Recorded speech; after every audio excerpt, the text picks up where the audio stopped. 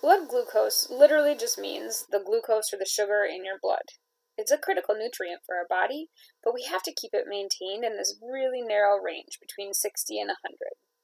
So glucose regulation is the process of maintaining this optimal blood glucose level, which we can see above. Keep in mind that these are fasting blood glucose levels, meaning that the patient has not had anything to eat for at least 8 hours. You can see here hypoglycemia with a fasting blood glucose level is less than 74. Normal range for fasting is 74 to 106, and hyperglycemia is anything over 106. I know I just contraindicated myself there with these different levels.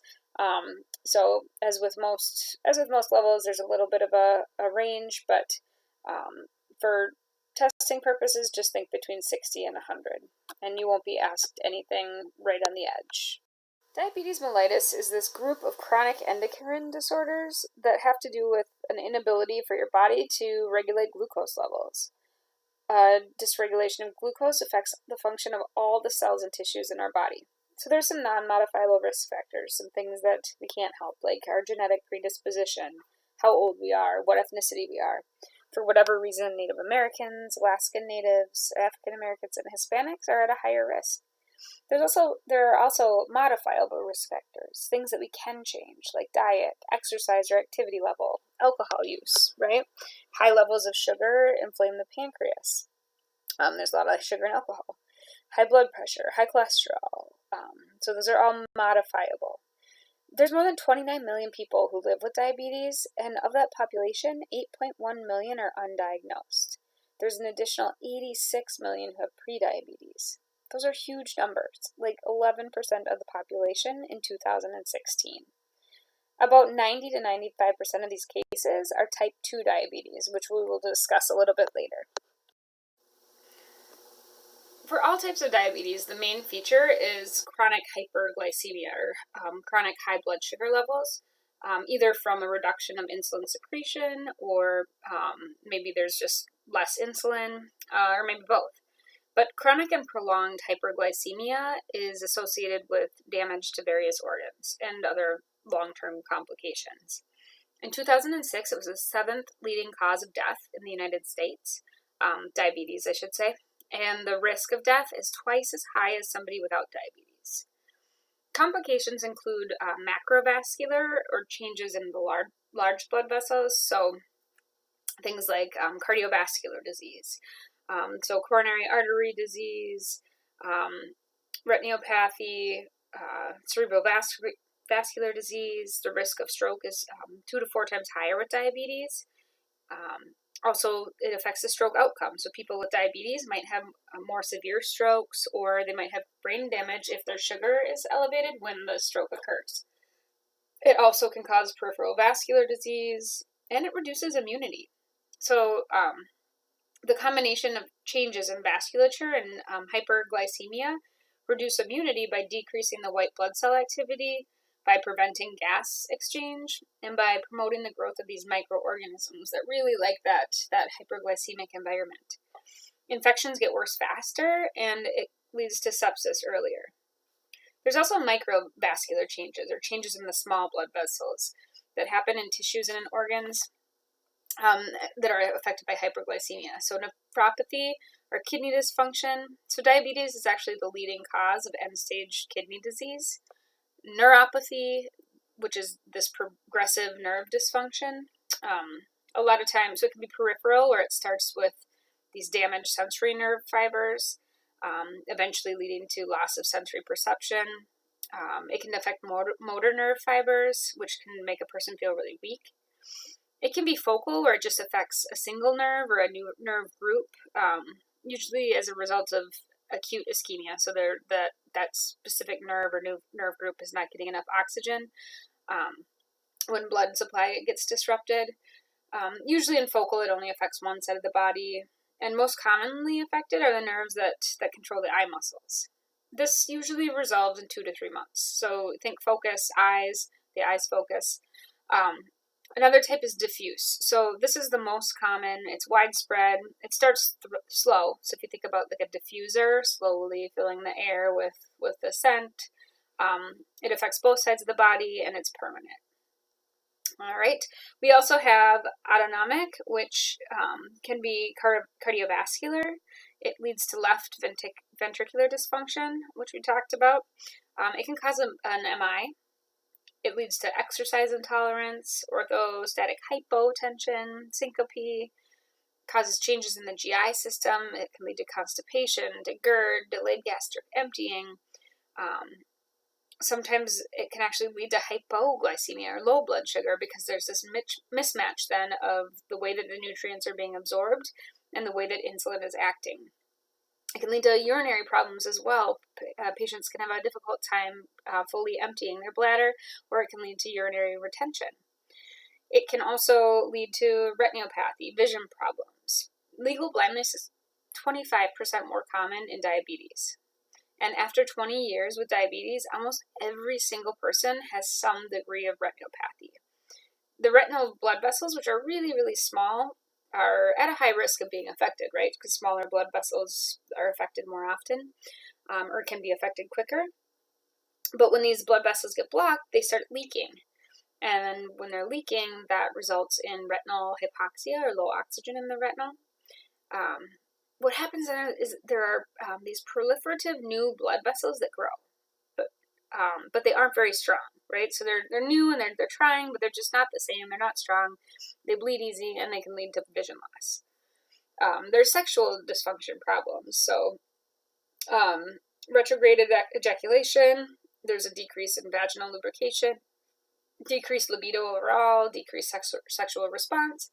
And it can lead to cognitive dysfunction too. So in adults over 65, they're at a really high risk of developing dementia. Diabetes and hyperglycemia causes neuron damage, the brain atrophies, and cognitive impairment occurs. Also, patients with diabetes are more likely to get depression. So, the takeaway from this slide, hyperglycemia prolonged can affect pretty much everything in the body. So the prevention of common complications is priority, and that can be managed pretty easily, right, by good glycemic control. Also, the management of hyperlipidemia and hypertension can help to prevent all of these complications as well. The pancreas, which is, as you know, the organ that's below the liver, behind the stomach, works really hard to make sure that our blood sugar is regulated or that it stays within the normal range, which is its endocrine function. It has around 1 million of these tiny little glands in the islets of Langerhans that has a couple of types of cells that are important to glucose regulation and monitoring. So the first one is insulin. Glucose needs insulin to open membranes to let the glucose into the cell in order to create energy. So as you can see in the bottom right-hand corner, insulin it's almost like a key to unlock the cell so that the glucose can get in. And those insulin is secreted by the beta cells in the pancreas. So there's always this kind of baseline dose that's being secreted during fasting, which is pretty low. It's called basal insulin secretion. And then additionally, there's more insulin that's released in response to an increase in blood sugar after we eat. So usually it takes about 10 minutes, and then insulin starts to go up after we eat. This continues until blood sugar is back down to normal. It works by stimulating the body cells to use up and to store the extra glucose. It also tells the liver to convert glucose to glycogen. Carbohydrates, fats, and proteins as well. They all help to keep the blood lipid levels within the normal range. The alpha cells in the pancreas secrete glucagon, which is a counter-regulatory hormone that works exactly the opposite of insulin. So where insulin helps to put blood sugar down, glucagon increases glucose in the body. It breaks down the glycogen in the liver and in the skeletal muscles where it's stored, and it tells the liver to start increasing glucose production as well. When our blood sugar levels fall, insulin secretion stops, which makes sense, right? Because insulin is used to bring blood sugar down. If the blood sugar is low, the body's not going to be sending out more insulin. When that stops, glucagon is released, which causes glucose to be released from the liver, which is called glycogenolysis. And if liver glucose isn't available, then fats and proteins get broken down to make the fuel for our body for energy. There is a third hormone as well, and this one isn't talked about quite as much, but it's called somatostatin. It's produced by the delta cells in the pancreas, and it has a really, really short half-life. It has a 3-minute half-life, and basically when you eat, it's secreted, and what it does is it inhibits both insulin and glucagon secretion. So it's just kind of like calling a timeout before these other hormones start to work to control our blood glucose level.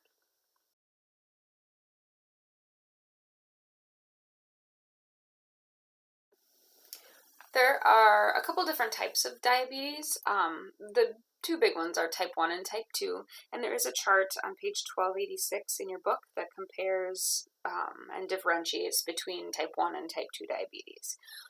Type 1 diabetes used to be called insulin-dependent diabetes mellitus or juvenile onset diabetes, ketosis-prone diabetes, and this all has to do with when the diabetes typically is diagnosed. So type 1 is usually diagnosed in a patient that's younger than 30, and they have this genetic predisposition for diabetes with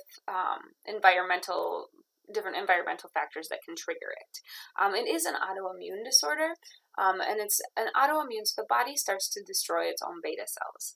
And if you remember what we just talked about, what do beta cells secrete? Beta cells secrete insulin, right? So the body's destroying the cells that produce insulin. When we don't have insulin, what happens to blood glucose in the body? It goes up. So in type 1 diabetes, blood sugar is high because the patient, the client, is not able to produce insulin. It's an almost absolute deficiency, right? So assessment, usually it comes on pretty abruptly, and we see these 3 Ps, which we'll talk about on the next slide. Patient, though, might present with weight loss as well. So even though the cells, blood sugar is high, it's not able to get into the cells. So the patient loses weight, and then they can develop diabetic ketoacidosis, which we will also talk about on future slides. So these are the 3 Ps that are associated with type 1 diabetes. The first one is polyuria. So polyuria just means frequent urination. It's caused by osmotic diuresis, and remember, diuresis is an increase in urine production, which happens when there's lots of glucose, and there is lots of glucose in the urine. So lots of urine is produced, making patients have to pee a lot. Polydipsia is the second P.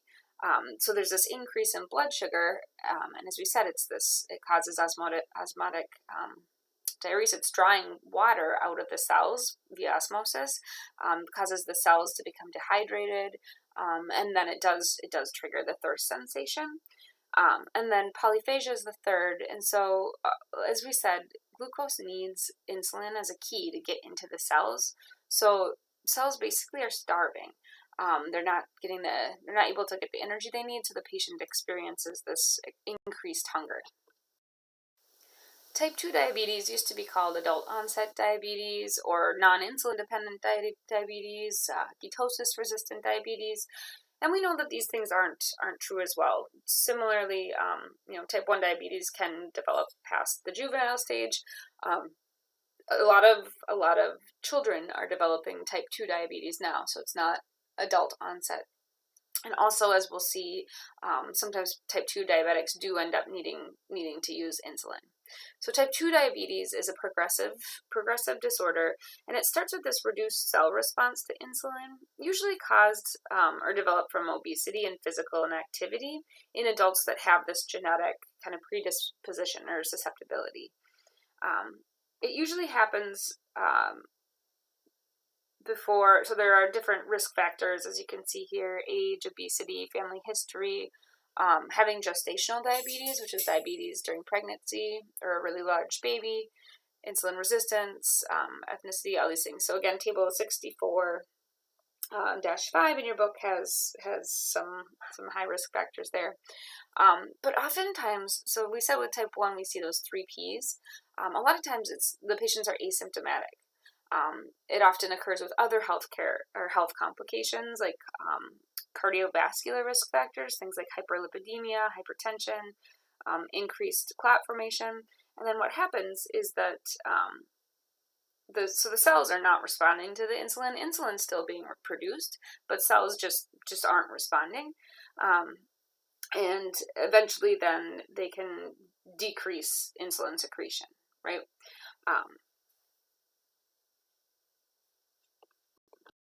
The nurse is interviewing a client with type 2 diabetes mellitus. Which statement by the client indicates an understanding of the treatment for this disorder?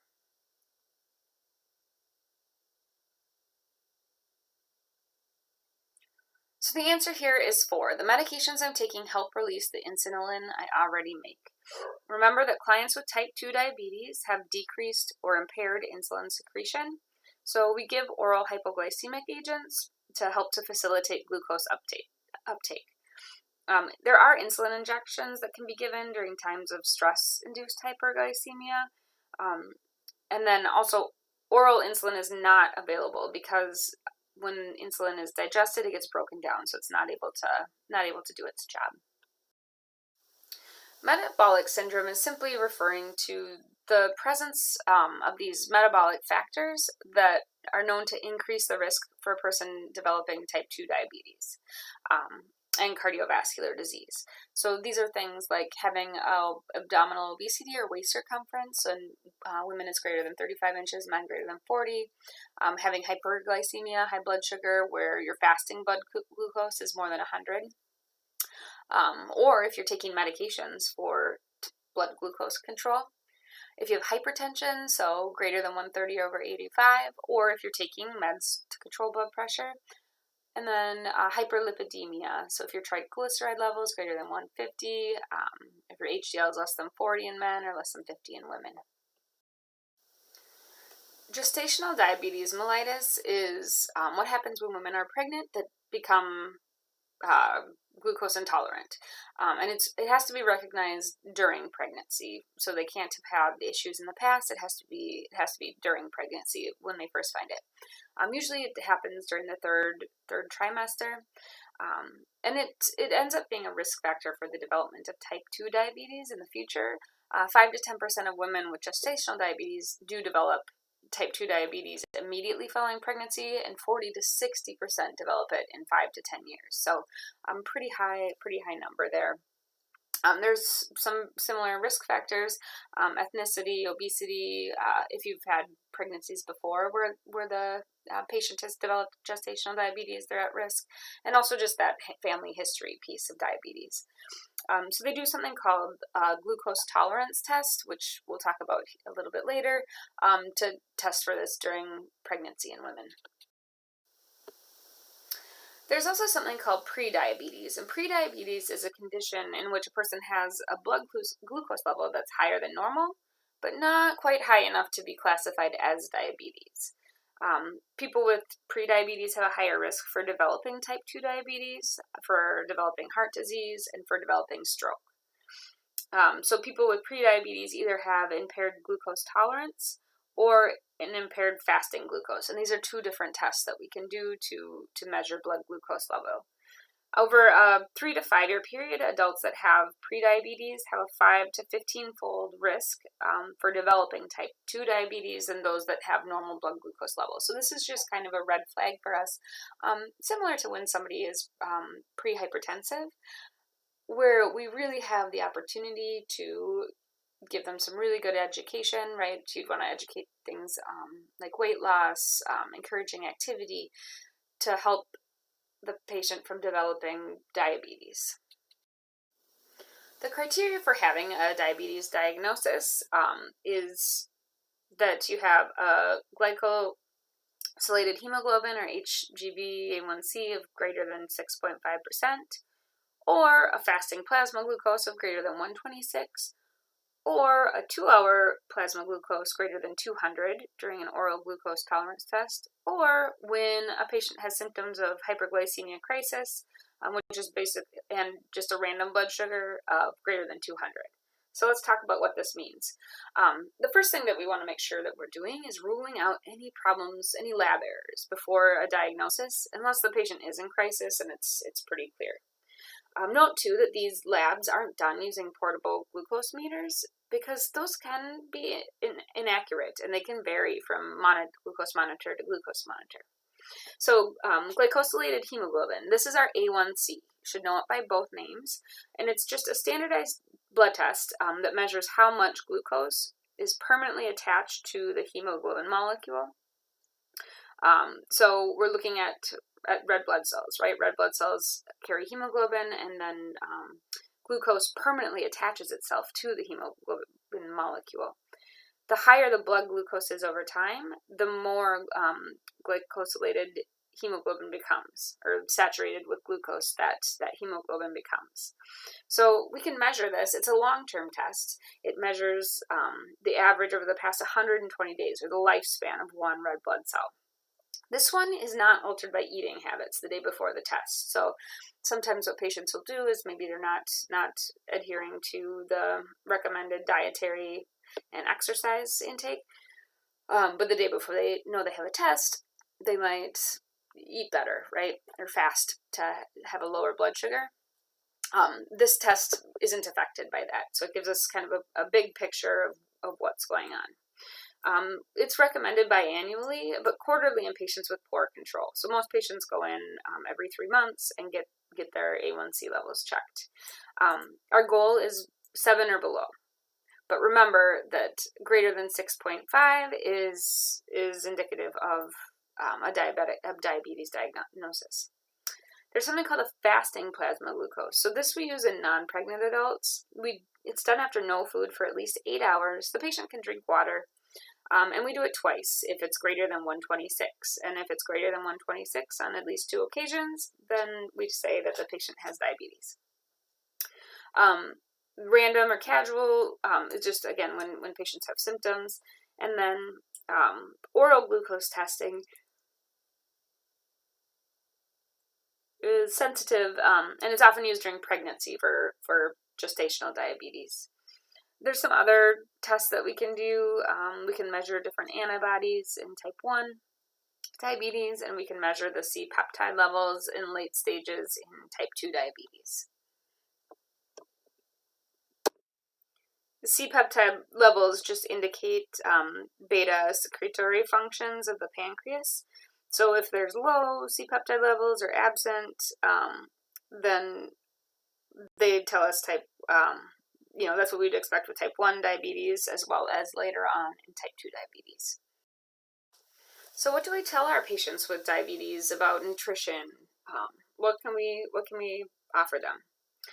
There's something called medical nutrition therapy that is based on just a well-balanced diet, and it really is one of the mainstays in the treatment of diabetes. So usually a registered dietitian that's familiar with the components of diabetes, medical nutrition therapy is the best person to talk to them about this. This you can see page 1299 in your text. But current evidence states that there is not a specific percentage of calories from carbs. So that's kind of changed, right? Proteins and fats, that's ideal for all ages. So instead we want to focus on the quality of food that's eaten. So, eating foods that are rich in fiber, or your carbohydrates, choose fiber-rich carbs like your whole grains, eating good fats, and limiting alcohol. There's something called carbohydrate counting, and carbohydrate counting usually starts with 1 unit of insulin for every 15 grams of carbohydrate ingested. It's really important that healthcare providers, nurses, dietitians, all get the patients involved, as having them on board helps to ensure more likely success, right? So there is a multidisciplinary approach to treating diabetes. We use endocrinologist, dietitian, diabetic nurse educator, and they're all part of that team. The education that we're going to provide is all about prevention, about modifiable risks and exercise. And the recommended exercise is 150 minutes a week of moderate to severe intensity exercise in addition to resistance training.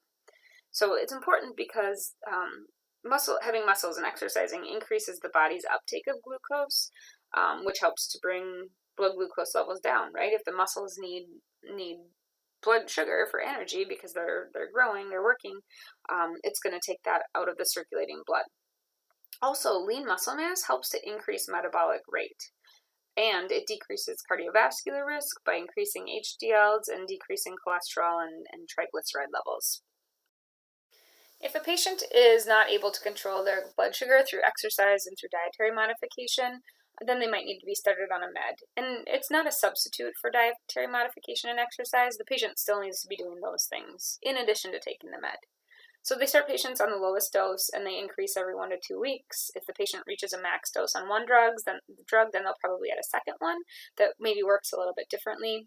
But if the patient's taking between 2 and 3 anti-diabetic drugs and their blood sugar is still not under control, then they might need to use insulin. And this is talking about type 2 diabetics. So how they decide what drugs to use depends on the cost, how the patient's able to handle a complex medication regimen, how old they are, and what their response is. The meds in time can lose their effectiveness based on the beta cells, those insulin producers, just not functioning very well over time, which would also lead to insulin therapy. So different class. We have some insulin stimulators. Okay, so these are cells that are medications that bump up insulin production. We have the second generation sulfonylureas, which increase beta cell production of insulin and decrease glucose production in the liver. So that's like glyburide, glipside.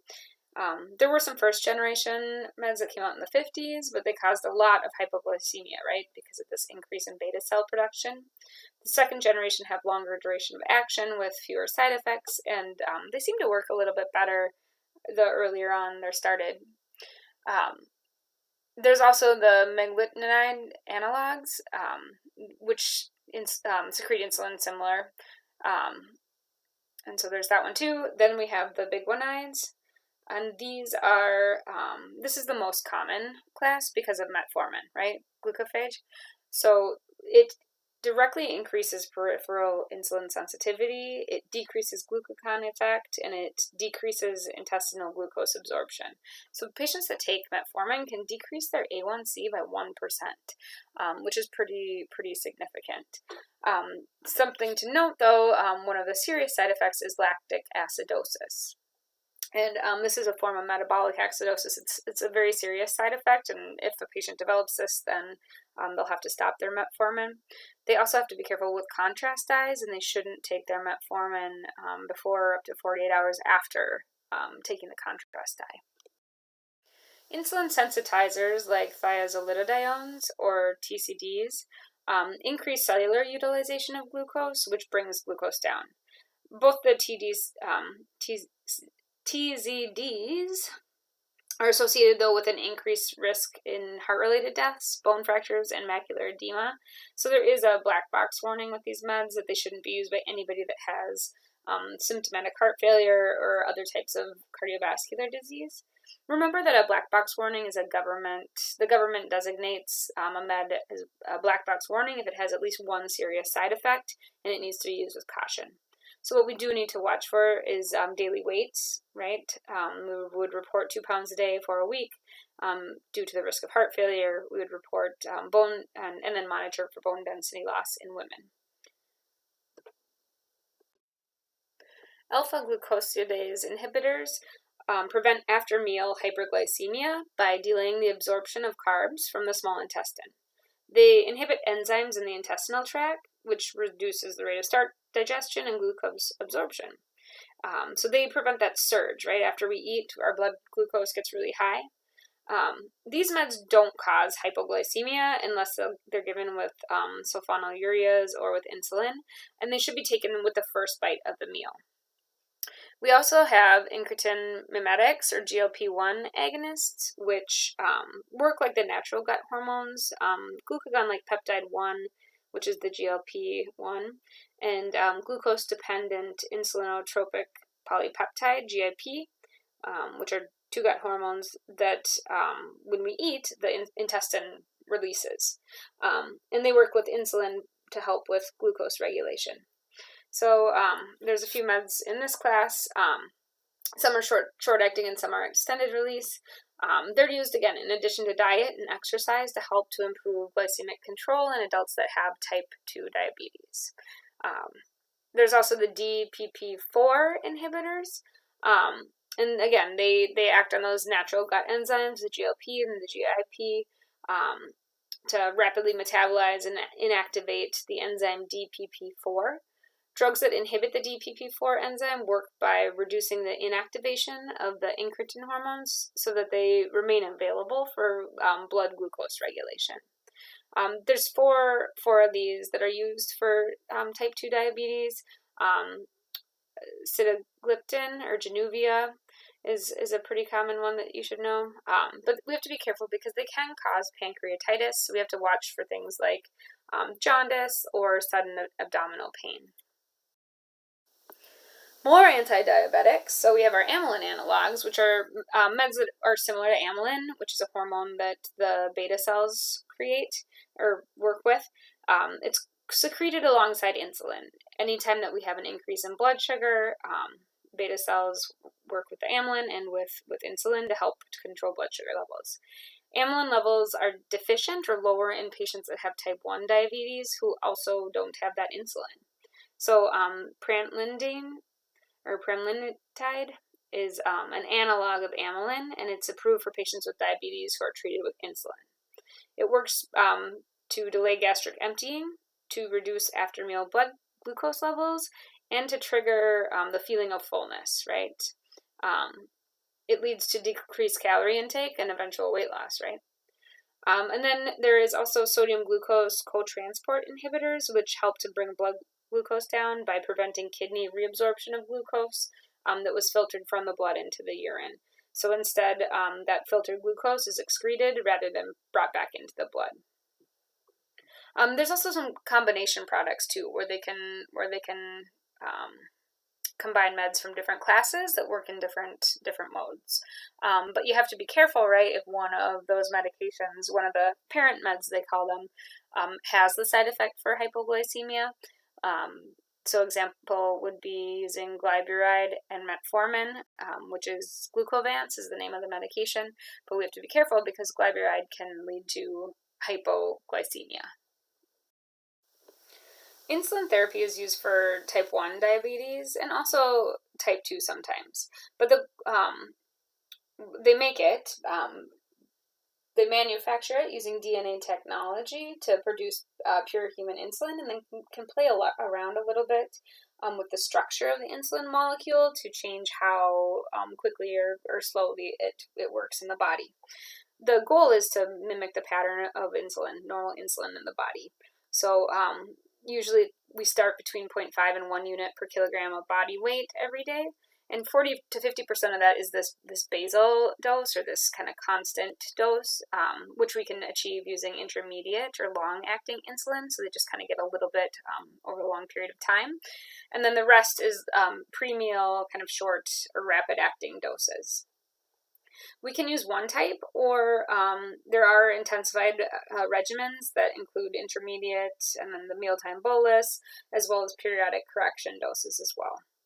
So I want you to know this chart. I'm not going to go through it, but you should know the onset, the peak, and the duration for these different types of insulin: rapid acting, short acting, intermediate acting, and long acting.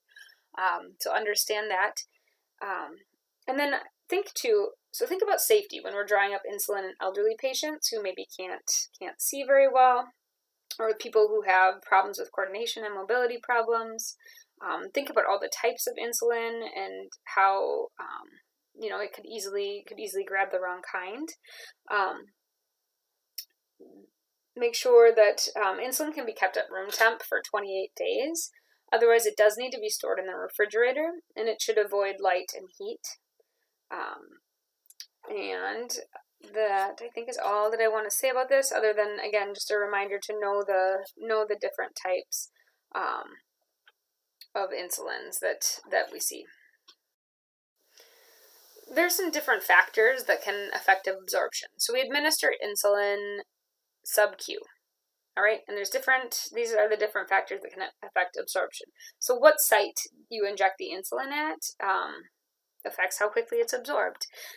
Fastest is in the abdomen, except for the direct 2 inches around the umbilicus. So we want to avoid that, and we want to teach our patients to avoid that site.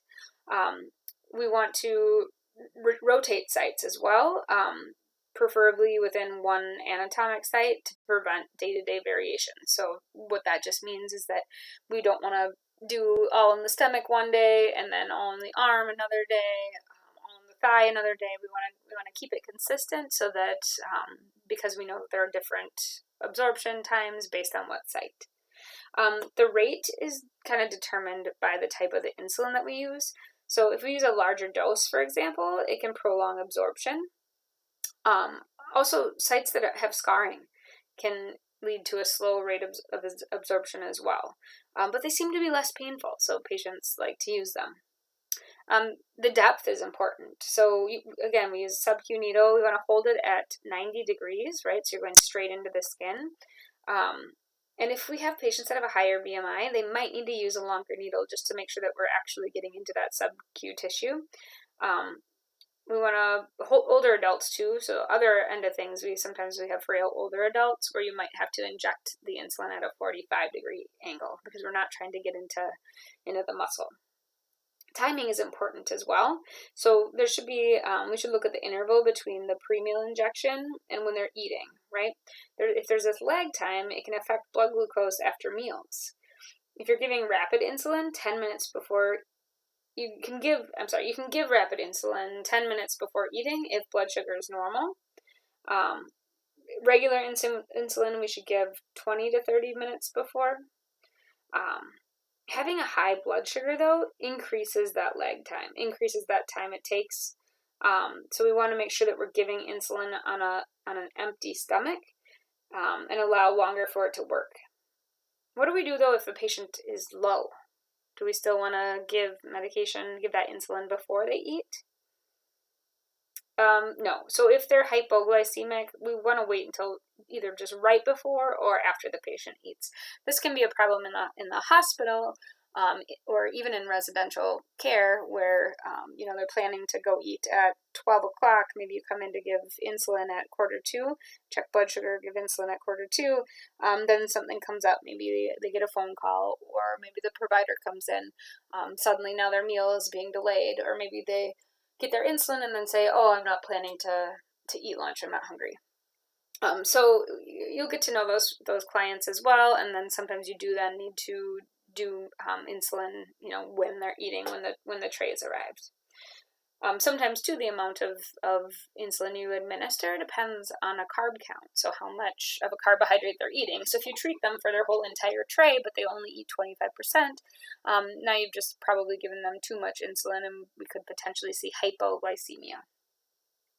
The other thing that can affect absorption is mixing. So if you're mixing types of insulin, that can have different responses as well. So these are just things to be aware of. I had mentioned rotating sites. One thing that can happen in patients that are not rotating sites is they can develop lipohypertrophy, which is just a lump that is under the skin caused by an accumulation of extra fat at the site of after multiple sub-Q injections of insulin.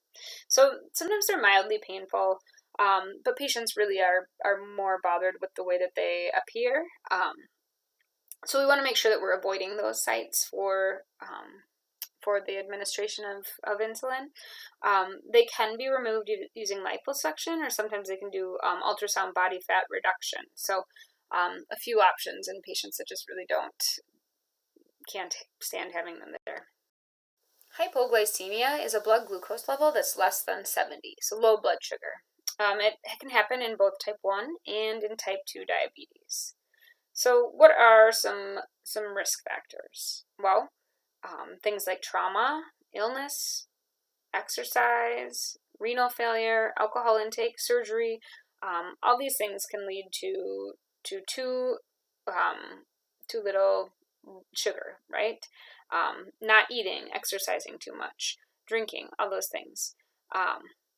There's a rapid onset, so if you give somebody too much insulin, or if you give somebody the wrong dose of insulin or the wrong kind, if they have delayed gastric emptying, all those things can lead to hypoglycemia as well.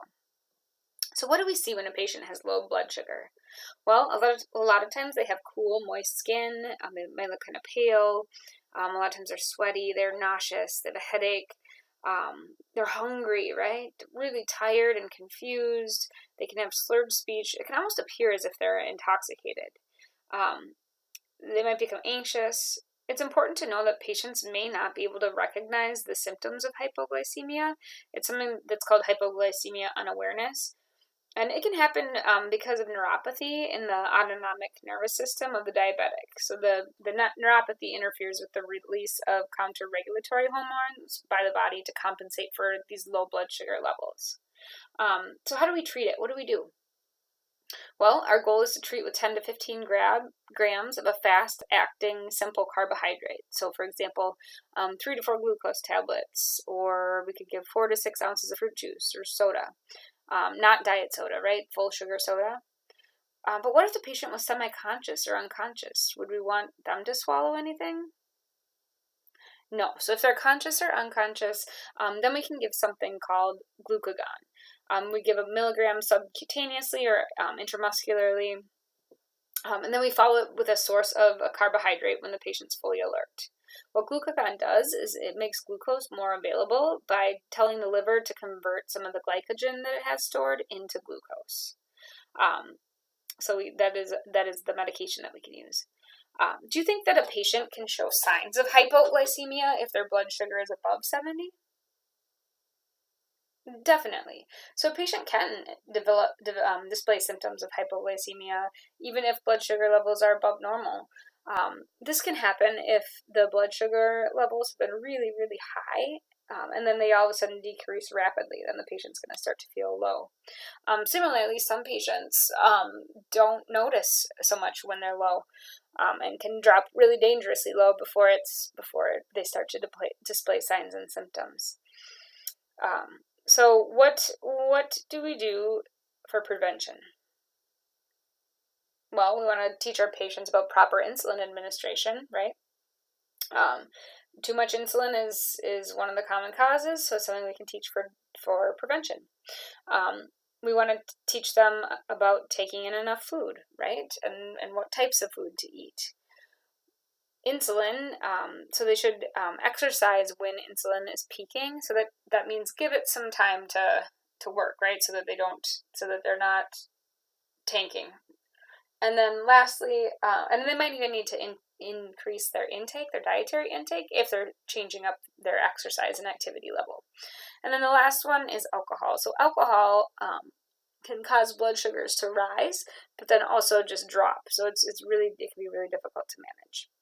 There's also something called dawn phenomenon and Somogyi phenomenon. And dawn phenomenon happens, these are not necessarily just hypoglycemia, but in dawn phenomenon, there's this nighttime release of adrenal hormones that causes blood sugar to go up really high between like 5 and 6 a.m. So what we do for that is give more insulin for the overnight period. So maybe they get an evening dose of intermediate acting insulin at 10 p.m. instead of with their evening meal. The Somogyi phenomenon is morning hyperglycemia. So they have this counter-regulatory response to nighttime hypoglycemia. It's managed by ensuring that the patient has adequate dietary intake at bedtime, and then also evaluating the insulin dose and exercise program to prevent conditions that lead to hypoglycemia. Hyperglycemia is a blood glucose over 130 milligrams per deciliter fasting or greater than 180 2 hours after they eat. So this can happen as a result of skipping or forgetting your insulin, or forgetting your oral glucose lowering meds, from eating too many grams of carbs for the amount of insulin that you took, or just eating too many carbs in general. It can happen if you have an infection, if you are sick, if you're under stress, if you become inactive or you're exercising less than usual, and conversely, if you're taking part in really strenuous physical activity, especially when your blood sugar levels are high and insulin levels are low. So what we see, remember when we were talking about people that were being diagnosed with type 1 diabetes, one of the reasons that we saw the 3 Ps was because they had hyperglycemia. And so we see those again. We see the polyuria, polydipsia, polyphagia. We can also see, though, things like hypovolemia, which makes sense, right? If the patient's losing a lot of blood or volume through urine output. We can see hypoxia, so low oxygen. There's hemoconcentration. We might see Kussmaul respirations, and we'll talk about that in a second. It can lead to like a fruity smelling, they call it juicy fruit breath. The breath smells fruity, and then also it can lead to potassium imbalances. When we have long periods of too much sugar in the blood and not enough insulin to metabolize the glucose, so cells aren't getting the sugar into the blood for using it for energy, the body begins to break down protein and fat for energy. And the breaking down of proteins and fats leads to the production of acids called ketones. As the ketone levels increase in the blood, it changes the pH and metabolic acidosis develops. So the brain is still getting more than enough, the brain is getting more than enough glucose, but ketones are really strong acids. They need a buffer. So usually the buffer is sodium. And when we have sodium, then the water follows, which leads to excessive urine and also the secretion of other electrolytes. Different factors that can contribute include infection, illness, poor diabetes management. Maybe they're not taking enough insulin. Maybe it's undiagnosed, so they don't know they have diabetes yet. And just not complying with the insulin therapy is really the most common. So what do we see? Patients could be really, really tired or fatigued. They might be very thirsty, increased urination. We're going to see those 3 Ps, right? Hyperglycemia. We're going to see a blood glucose greater than 300. We're going to see ketones. You can test for ketones in urine. We're going to see them present. We're going to see a pH less than 7.35. We can also see shifts, as we said, in potassium. Hyperkalemia, because the potassium shifts. Also, the body, dehydration from the hyperglycemia is very common as well. Another thing, so if our body's going through metabolic acidosis, our breathing increases to try to blow off some of that extra CO2. So this is an example of acid-base imbalance and compensation. So you can see this clinically. Acids are really high from this buildup in the body, making it metabolic acidosis. The lungs are trying to compensate by increasing the rate of respiration to try to blow off some of that CO2 to help to get the pH back to normal. So there is a link on the slide to the Kussmaul breathing pattern, which is something that we see in patients that have diabetic ketoacidosis. This slide is just for the visual learners to help to give you kind of a full picture of the DKA. And DKA is, it's a complex process. So this is a flowchart from your book that also just kind of shows the pathway, what is going on in the body when somebody is going through diabetic ketoacidosis. If DKA is mild, it can just be treated at home. So the patient can just give themselves some insulin and hopefully blood glucose levels will come back down. It is a life-threatening emergency though if it's left untreated. So what we can do is give insulin IV or insulin bolus. After hypokalemia has been ruled out, then we can give it continuous because it moves water, potassium, and glucose into cells. We want to make sure too that we are monitoring potassium with cardiac monitoring because potassium can be high. We can have hyperkalemia at first, or it can be normal, but it will fall once we start treating and pushing IV fluids in. Insulin moves potassium into the cells, which drops potassium levels even further. So remember that in most of the potassium in our body is in our cells, right? 3.5 to 5 is what we have in that extracellular space. And so if we're pushing that into the cells, our blood serum potassium level is going to go down. The insulin, so IV fluids are going to push potassium in the cell, and so is insulin.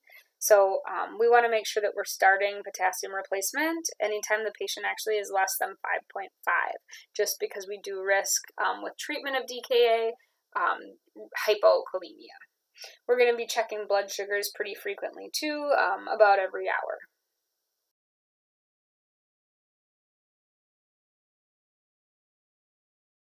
Another potentially life-threatening complication is hyperglycemic hypersmolar state, or HHS. And this is also caused by hyperglycemia, by high blood sugar. But in HHS, ketone levels are absent or low, and blood glucose levels are super high. They can go up over 600. Additionally, blood osmolarity is affected, so it can go up to over 320. It happens when from sustained osmotic diuresis, right? So if the kidneys are impaired, for example, then there's this extremely high blood glucose level. As the blood glucose rises, then the kidneys just cannot reabsorb the glucose.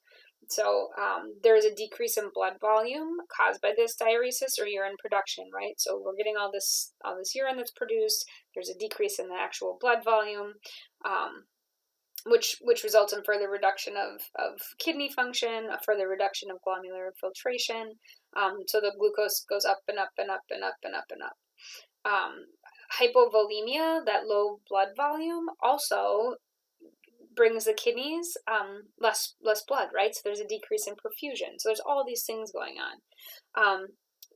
Different things that can cause HHS are things like MI, sepsis, pancreatitis, a stroke, glucocorticoids, diuretics, dilantin or Phenytoin, which is a antiepileptic medication, beta blockers, calcium channel blockers, all these things. So what we see then are these changes in the CNS. So they might be really confused. They might develop a coma. Patients might have seizures, which is not common in diabetic ketoacidosis, and it can lead to and they can have this like temporary paralysis as well. And that just happens. All these neuro things happen because of serum osmolarity, right? We know that the brain the brain cells are sensitive to that. So what we want to do then is to try to get the blood sugar back down, right? So the first thing that we want to do, remember we said there's that increase in osmolarity. So fluid is the priority, right? We want to increase blood volume. A lot of times if the patient's in shock or they have really, really severe hypotension, then we can use normal saline. Otherwise, we use half normal saline. And we're pushing fluids in. We're giving them like a liter an hour until blood pressure and urine output are adequate, and then we can reduce it to 100 to 2 mils an hour. Half of that fluid deficit is replaced in the first 12 hours. So it's really, I mean, we're pushing fluids. We want to watch though, right? So for fluid overload, things like pulmonary congestion, jugular venous distension. We got to watch central venous pressure in our patients that have heart failure, kidney disease, or even acute kidney injury. So we really, really, really want to get those fluids into the patient. After we've given them enough fluids, then we can talk insulin, and they give IV insulin therapy, usually a bolus dose, and then they can give it smaller doses a little bit more continuously. So here is a chart, another flow chart. This one's showing the HHS. And be able to compare and speak to the similarities and differences between DKA and HHS. And there is a chart in your book that compares and contrasts the two as well on page 1313. So now we're going to do a little case study. Here we have a 23-year-old patient with a history of type 1 diabetes who's been admitted to the ED with nausea and abdominal pain. His respiratory rate is 34 per minute with deep breaths and a fruity smell to his breath. He is responsive but difficult to arouse. So what do you suspect is happening with this patient? Well, a lot of these signs and symptoms point to diabetic ketoacidosis. What serum glucose level would the nurse expect to see with this patient? We would expect that his blood glucose would be elevated, and we know that in diabetic ketoacidosis, it's most likely over 300. The student nurse asks why the patient is breathing so rapidly and deeply. What is the nurse's best response? Please read through the answers, choose the best one, and then we'll discuss.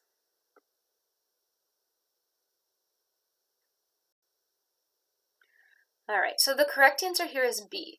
His serum pH is low, and this is a compensatory mechanism.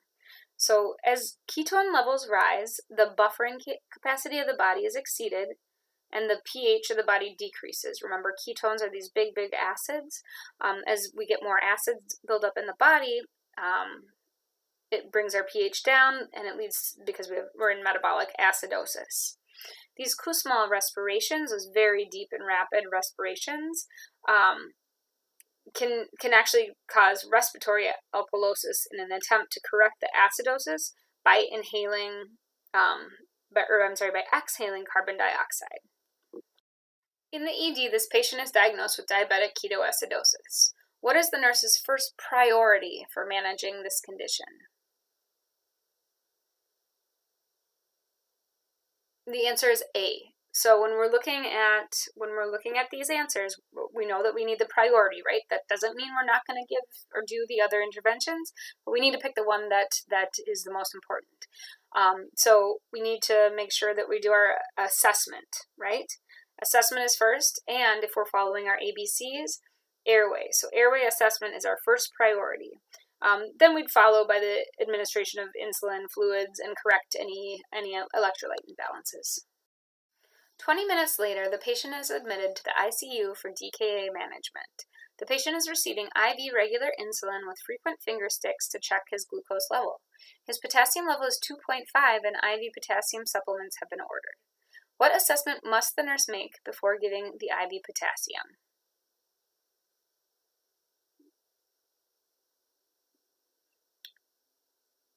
Okay, and the answer here is B, production of at least 30 mils per hour of urine. Why is that a priority? Well, because we know that potassium is excreted in urine, and so if we're going to be giving IV potassium, we need to make sure that the patient has adequate urine output so that the patient doesn't develop hyperkalemia. 2 days later, the patient is recovered and is preparing for discharge. His wife asks about what they can do to prevent this from happening again. What should the nurse teach the patient and his wife? Select all that apply. So put me on pause, choose your answers, and then we'll discuss them.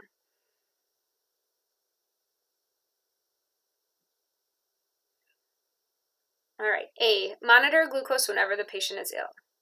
Yes, we do want to select A. Glucose can be affected when patients aren't feeling well, so we do want to be checking. B, decrease fluid intake when nausea and vomiting occur. That is false. We want to teach the patient that we want to reduce the risk of dehydration by maintaining fluid and fluid intake. So small amounts of fluid might be tolerated even when vomiting is present. C, watch for and report any illness lasting more than 1 to 2 days. That is correct. D, check blood glucose levels every 4 to 6 hours if anorexia, nausea, or vomiting is present. This is also correct, right? If the patient's vomiting or nauseous, we want to keep an eye on that blood sugar level. And then E, check urine ketones when blood glucose is greater than 300. Yes, so that is education we want to provide too. Patients can test for ketones at home. They can test in their urine. It's just kind of like testing pH. Just put a little test strip in a urine sample, and it'll tell you if ketones are present or not, and it can tell you how large they are too, and then they can follow up with their provider. Patient, just a final thought on liquid, make sure that your patients are drinking at least 3 liters of fluid a day, and they should be increasing this amount when infection is present.